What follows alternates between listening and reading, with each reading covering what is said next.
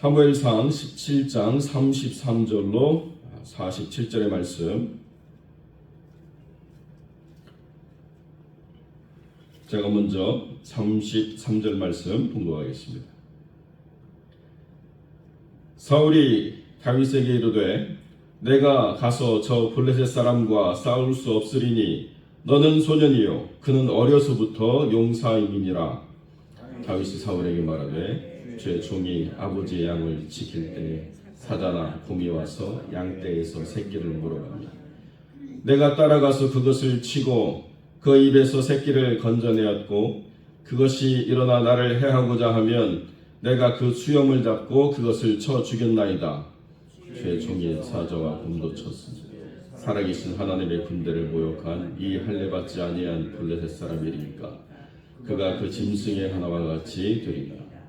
또 다윗이 이르되 여호와께서 나를 사자의 발톱과 곰의 발톱에서 건져내었은즉 나를 이 블레셋 사람의 손에서도 건져내시리라. 사울이 다윗에게 이르되 가라, 여호와께서 너와 함께 계시기를 원하노라.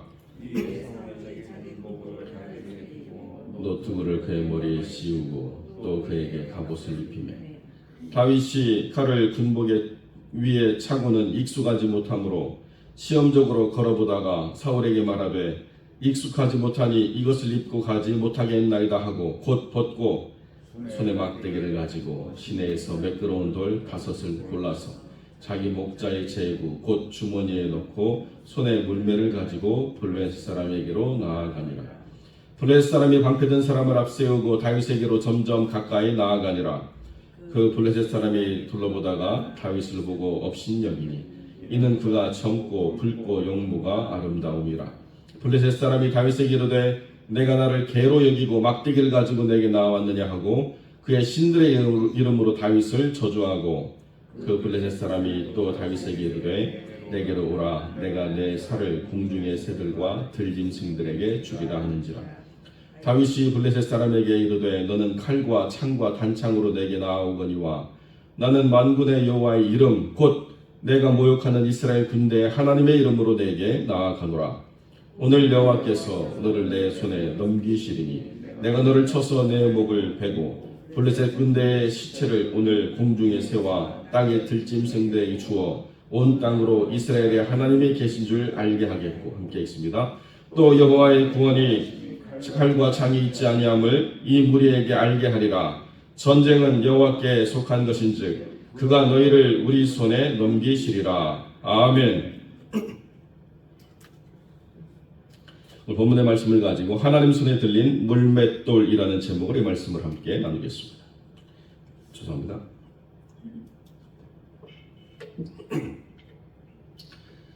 목이 좀 불편한데 여러분 듣기에 소리가 괜찮으신가요? 네, 다행입니다. 오늘 본문의 말씀은 우리가 너무나도 잘 아는 골리앗과 다윗의 싸움 장면이 기록되어 있습니다. 골리앗이라고 하는 이 사람은 체구가 2m 90에 그가 입은 갑옷만 60kg가 되고 그가 든 창날만 무게를 재도 7kg가 되는 아주 거구에 또 많은 싸움에 참여했던 전쟁의 용사였습니다.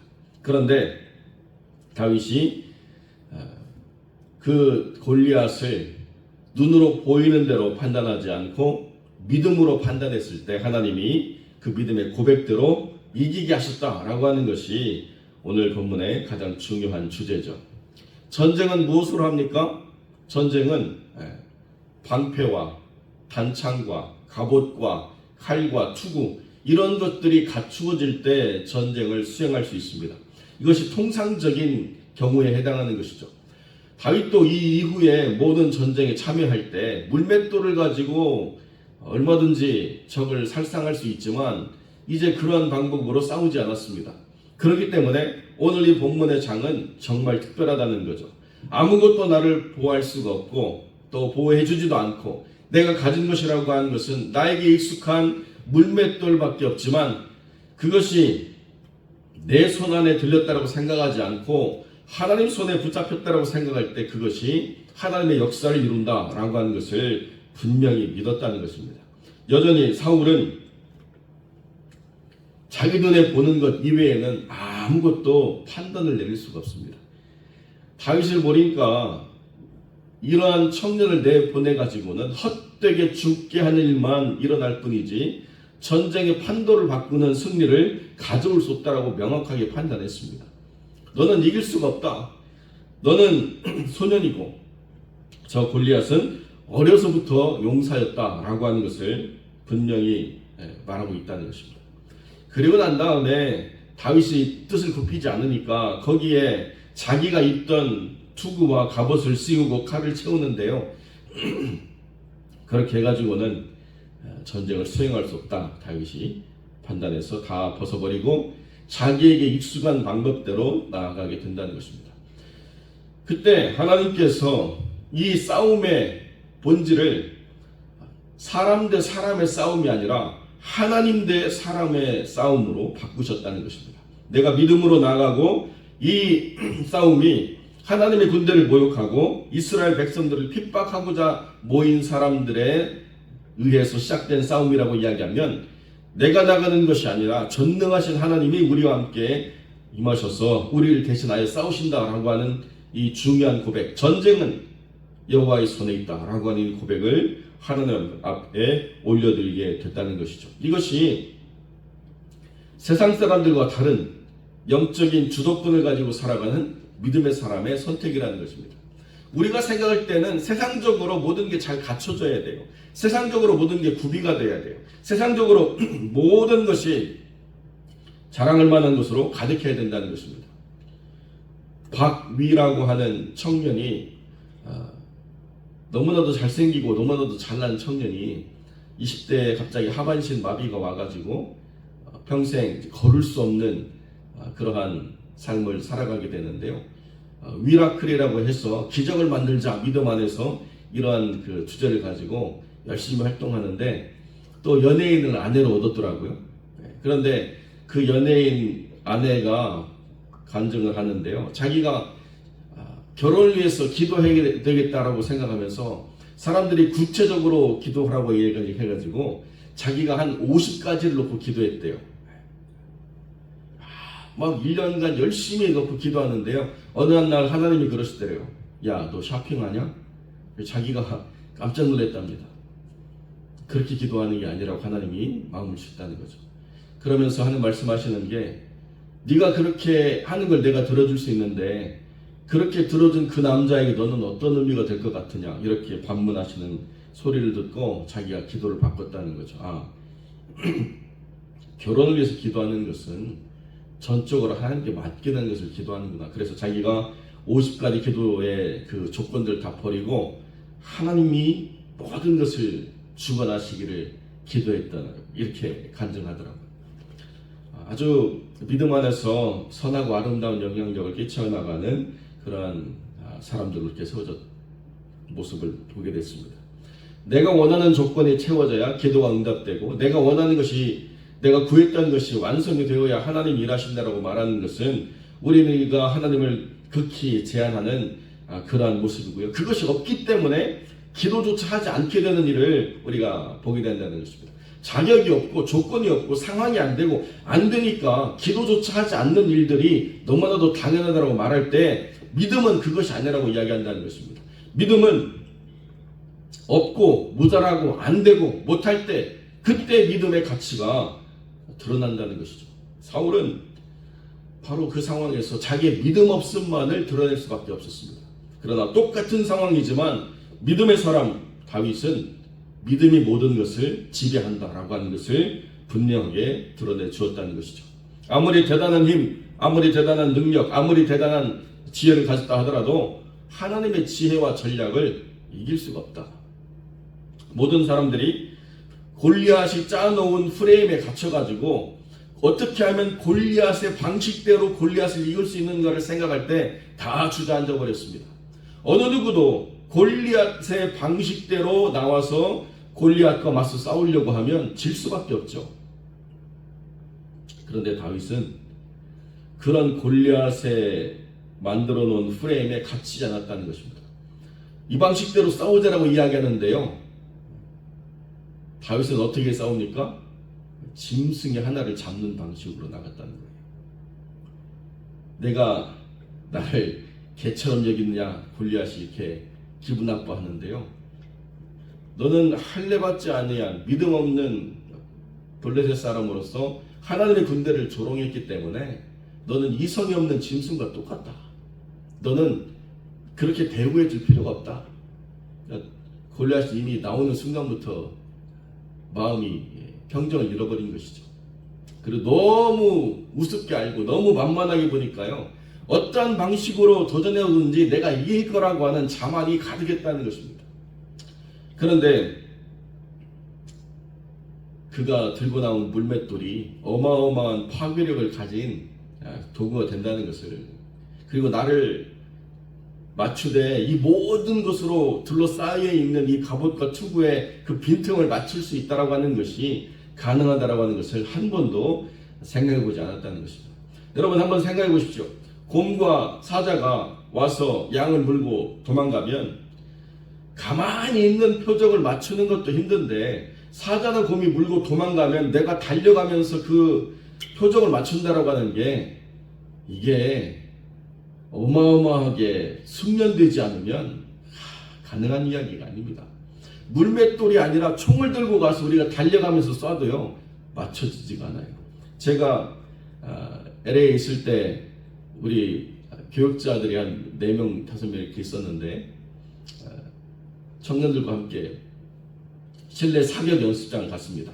가게 된 동기가 같이 있는 목사님이 자기가 대통령 경호를 해가지고 군대 있을 때 권총을 많이 쏴봤다는 거예요. 그래서 진 사람이 밤 내기로 해가지고 갔습니다. 멀쩡하게 서 있는 그 표적 권총으로 쏘는데요, 그거 맞추기가 쉽지 않습니다. 결국 밥은 누가 샀을까요? 대통령 경호했던 목사님이 밥을 샀습니다. 여러분, 이 시대에 가장 강력한 화기라고 하는 총을 들고도 멀쩡히 서 있는 표정 맞추기가 숙련되지 않으면 하늘의 별따기입니다. 그런데요, 물맷돌을 들고 달려나가면서 움직이는 사자나 곰을 맞춰가지고 한 방에 척추나 다리를 부러뜨려서 쓰러지게 하고, 그것이 일어났을 때 그 수염을 잡고 내가 싸워서 죽인다라고 하는 것은, 이건 어마어마한 삶의 훈련에 되어지지 않으면 가능하지 않다는 거예요. 그런데 다윗은 사울의 방식으로는 내가 싸워서 이길 수 없지만, 내가 늘 하나님을 의지하면서 나왔던 이 믿음의 방식으로는 얼마든지 너를 이길 수 있다라고 하는 분명한 확신을 하나님으로부터 받았다는 것이죠. 그래서 한 방에 골리앗을 제압하고 이 모든 전쟁의 승리를 이끌어냈다. 우리가 읽지 않았지만 너무나도 잘 아는 성경의 부분 아니겠습니까? 그러니까 이것이 믿음이 필요한 이유예요. 이것이 믿음을 가진 사람들이 이 땅에 존재해야 될 이유예요. 세상 사람들은 무언가 갖춰져야 되고 무언가를 덧입어야 되고 누군가 무언가 레이블을 붙여줘야만 그렇구나라고 인정해 주는데요, 하나님의 사람은 그런 것들이 거추장하다는 것입니다. 불필요하다는 것이죠. 동해에 계신 저랑 친한 교수님이 지금은 은퇴하셨는데요, 여러분 학교가 강원도 동해에 있으니까요, 학생 받기가 너무나도 힘든 거죠. 그래서 외국인 학생을 유치하자 이렇게 생각하고, 또 거기 와 있는 학생을 교환 학생으로 보내서 서로가 이렇게 원활하게 교류를 이루어감으로써 학교의 이름을 좀 위상을 높이자 이렇게 생각을 했습니다. 그런데요, 학생들 수준이 서울과 너무 차이가 많이 나잖아요. 그래서 학생들을 이제 꼬시기 시작합니다. 너를 유학을 보내줄 텐데 가서 1년간 교환학생으로 갔다 올 수 있는 기회를 주겠다. 그래가지고 그 학생을 아프리카에 있는 학교로 유학을 보냈습니다. 우리가 보통 유학을 보내면 어디로 보내야 돼요? 미국이나 캐나다나 영국이나 호주로 보내야 되는데요, 아프리카로 보내버렸어요. 그런데 아프리카, 케냐, 탄자니아 이런 데로 보내가지고 그 학생이 아주 고생을 심하게 했는데, 그러면서 이 학생이 거기서 적응해 나가는 게요. 처음에 ABC만 알면 갈 수 있다고 이야기해서 갔는데 ABC만 가지고 갈 수 있습니까? 쉽지 않죠. 그런데 거기서 버텨내라. 너 군대도 갔다 온 녀석이 그걸 못 버텼냐 그러면서 막 오히려 힘들다고 그럴 때 더 강하게 푸시해가지고 1년을 버텨내면서 방학 때도 놀지 말라고 거기 나와 있는 아주 큰 미국계, 영국계 기업들이 와서 거기 자원들을 채굴해 나가는 그런 회사에 취업해가지고 인턴 사원으로 훈련을 받으라고 막 계속 푸시하고 했더니요. 외국계 기업에서 이 청년이 대학교를 졸업하고 채용 공고를 내서 받아보니까 학벌은 서울에서 대학을 나오지 않고 강원도에서 나왔는데 면접을 보니까요. 미국 영어도 아니고 영국식 영어를 아프리카는 영국식 영어를 쓰는 거 아니겠습니까? 영국식 영어를 또 경력을 보니까 아니 되지도 않은 그 유명한 외국계 기업에서 인턴 사원을 한 기록이 있어요. 아 이거 뭐지? 이게 왜 안 맞지? 그래서 굉장히 희한해가지고 직접 대면해서 이렇게 해보니까 나름 학벌은 좀 떨어지지만 뭔가 우리 회사에 와서 일할 그런 자세가 돼 있다. 그래가지고 당당히 취업을 했어요. 그 일이 계속 이어져서 6년 동안이나 확장이 돼가지고 아주 성공적인 사례를 이뤘던 그런 경험을 이야기하시더라고요. 안 되고 못하기 때문에 주저앉는 것이 아니라 그런 상황에서는 믿음을 가지고 도우심을 구하면서 자기를 발전시켜 나갈 그런 상황을 만들어가는 것이 그것이 믿음이 필요한 이유죠. 우리 교회도 마찬가지입니다. 우리 교회도 왜 믿음이 필요합니까? 우리가 연약하기 때문에 믿음이 필요한 것입니다. 우리가 하나님의 도우심이 있어야 가능하기 때문에 하나님의 도우심을 구하는 믿음을 우리가 드러내야 된다는 것이죠. 그냥 사람의 힘으로, 사람의 지혜로, 사람이 갖고 있는 물질로, 능력으로 되어지는 일이라고 한다면 이 모든 것이 얼마나 하나님과 무관한 일이 되겠습니까? 그러나 우리는 한 주를 섬기는 것, 한 직분을 맡아서 감당하는 것, 어떤 행사를 계획하고 진행해 나가는 모든 것들이 믿음이 아니고서는 되어지지 않도록 하나님이 우리의 모든 것들을 그렇게 두셨다고 한다면 그것이 우리에게 불평이나 불만족의 조건이 아니라 이것을 통해서 하나님의 영광과 하나님의 능력을 드러내는 그런 자리가 되어야 되겠다라고 결단하는 그러한 삶의 자리인 것이죠. 사랑하는 성도 여러분, 우리가 세상의 눈으로 바라보고 우리를 평가할 것이 아니라 하나님의 눈으로 바라보고 하나님의 기쁨이 되기를 우리가 소망하면서 하나님의 뜻을 성취해 나가고자 작정하는 믿음을 세울 때에 하나님은 우리를 통해서 오늘도 일하시고 하나님의 뜻을 이루어 가실 줄로 믿습니다. 기도하겠습니다.